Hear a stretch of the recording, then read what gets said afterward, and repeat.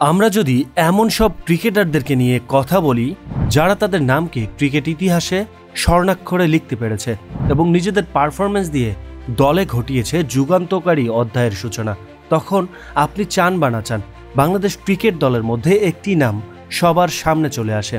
তিনি সেই ক্রিকেটার যাকে ক্রিকেট বিশ্বের সেরা অলরাউন্ডার হিসেবে বিবেচনা করা হয়। বাংলাদেশ ক্রিকেটের আইকনিক ক্রিকেটার সাকিব আল হাসান। আজকের ভিডিওতে সাকিব আল হাসানের উত্থান পতন সহ আরও অনেক কিছুই থাকছে। চলুন শুরু করি।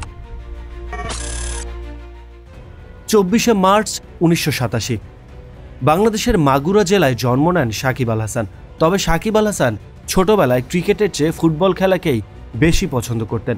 তার বাবা খন্দকার মাসরুর রেজার হাত ধরেই তার ফুটবল খেলার হাতেখড়ি হয়। তবে শেষ পর্যন্ত সাকিব আল হাসান হয়ে ওঠেন বাংলাদেশের সবচেয়ে জনপ্রিয় এবং সফল একজন ক্রিকেটার। 2006 সালে জিম্বাবুয়ের বিপক্ষে একটি ওয়ানডে ম্যাচ দিয়ে শুরু হয় সাকিব আল হাসানের আন্তর্জাতিক ক্রিকেটের পথ চলা। এই দিন সাকিব আল হাসানের সাথে বাংলাদেশের ক্রিকেটের আর একজন লিজেন্ড মুশফিকুর রহিমও ডেবিউ করেছিলেন। সেই ম্যাচে বল হাতে 10 ওভারে 39 রান দিয়ে তার শিকার ছিল মাত্র 1 উইকেট। অন্যদিকে ব্যাট হাতেও দলের জয়ে দারুণ অবদান রেখেছিলেন।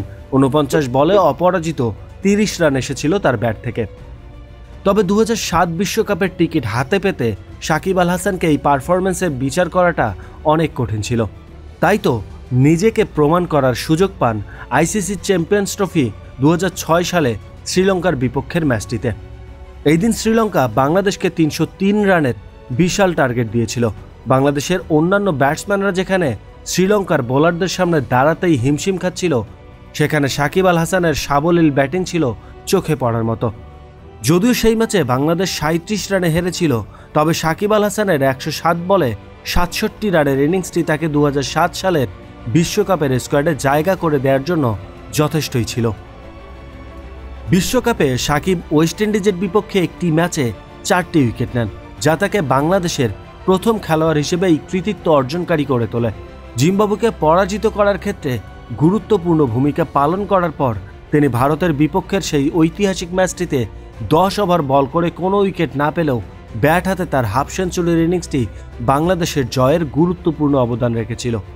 এভাবেই সাকিব আল হাসান ধীরে ধীরে ব্যাট এবং বল হাতে বাংলাদেশের ক্রিকেট প্রেমীদের মাঝে প্রভাব বিস্তার করা শুরু করেন।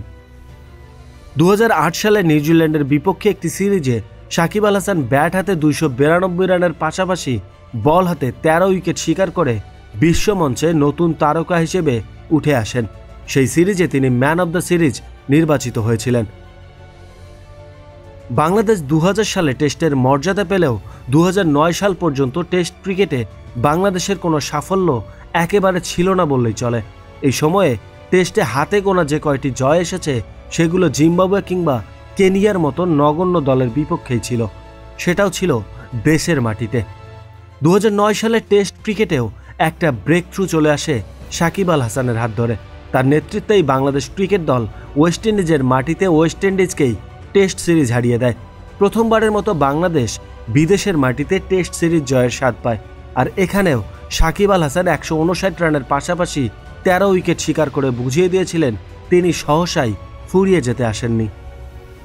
ওয়ানডে ক্রিকেটে ব্যাটে বলে ধারাবাহিক পারফরমেন্সের কারণে 2009 সালে প্রথমবারের মতো ওয়ানডে ক্রিকেটের শীর্ষ অলরাউন্ডারের জায়গাটা পেয়ে যান সাকিব আল হাসান। সাউথ আফ্রিকার অলরাউন্ডার জ্যাক কেলিস এবং ইংল্যান্ডের অলরাউন্ডার এবং অধিনায়ক ফ্লিনটফকে টপকে এই স্থানটি দখল করা মোটেও সহজ ছিল না, কিন্তু সাকিব আল হাসান সেটা করেছেন নিজস্ব স্টাইলে, নিজস্ব পারফরমেন্সে। এরপর 2011 সালে এসে দখল করেন টেস্টে সেরা অলরাউন্ডার হওয়ার খেতাব। 2017 সালে এসে অধরা টি-20তেও নিজের শীর্ষস্থান পাকাপোক্ত করেন সাকিব আল হাসান। সব মিলিয়ে আইসিসির অলরাউন্ডার র্যাঙ্কিংয়ে সাকিব আল হাসান তার বর্ণাঢ্য ক্রিকেট ক্যারিয়ারে মোট 16 বার শীর্ষ অলরাউন্ডারের জায়গাটি দখল করেছিলেন। সবচেয়ে বেশি ওয়ানডে ক্রিকেটে 11 বার, টেস্ট ক্রিকেটে 3 বার এবং টি-20 ক্রিকেটে 2 বার। 2019 সালের ক্রিকেট বিশ্বকাপে সাকিব আল হাসান ইংল্যান্ডের বিপক্ষে 121 রান এবং ওয়েস্ট ইন্ডিজের বিপক্ষে অপরাজিত 124 রান করেন। পুরো টুর্নামেন্টে তিনি 606 রান এবং সেই সাথে বল হাতে 11 উইকেট নিয়ে অসাধারণ পারফরমেন্স প্রদর্শন করেন। তাই তো সাকিব আল হাসানের ডাইহার্ড ফ্যান্সরাই শুধু নয়, বরং তাকে ভালোবাসতে বাধ্য হয়েছিল তার নিন্দুকেরাও। যারা তাকে প্রচণ্ড ঘৃণা করেছিল তারাও সাকিব আল হাসানকে বাংলাদেশের আইকনিক ক্রিকেটার বলতে দ্বিতীয়বারের মতো চিন্তাও করতে পারেনি। 2021 সালে এসে সাকিব আল হাসান বিরল একটি রেকর্ডের কাতারে ঢুকে যান। আন্তর্জাতিক ক্রিকেটে 10,000 রান, সেই সাথে 500 উইকেট শিকারী হিসেবে নিজেকে নিয়ে যান অনন্য উচ্চতায়। এখন পর্যন্ত আন্তর্জাতিক ক্রিকেটে অনেক ভয়ঙ্কর ক্রিকেটার আসলেও 10,000 রানের সাথে 500 উইকেট শিকারী ক্রিকেটারের ক্লাবে নাম ঢুকাতে পেরেছে মাত্র 3 জন।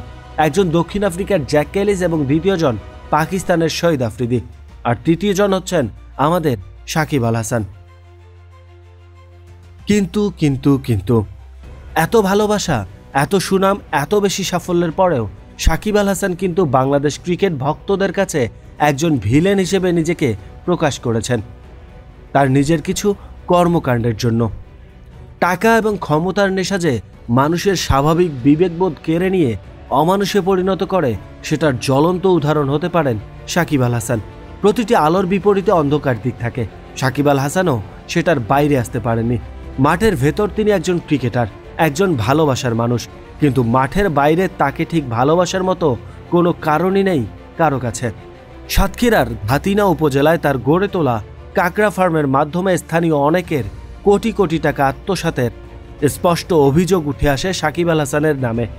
গরিব শ্রমিকদের পারিশ্রমিক না দিয়ে টাকা লোপাট করার সত্যতাও পাওয়া গেছিল সেই সময়ের সংবাদ মাধ্যমগুলোতে।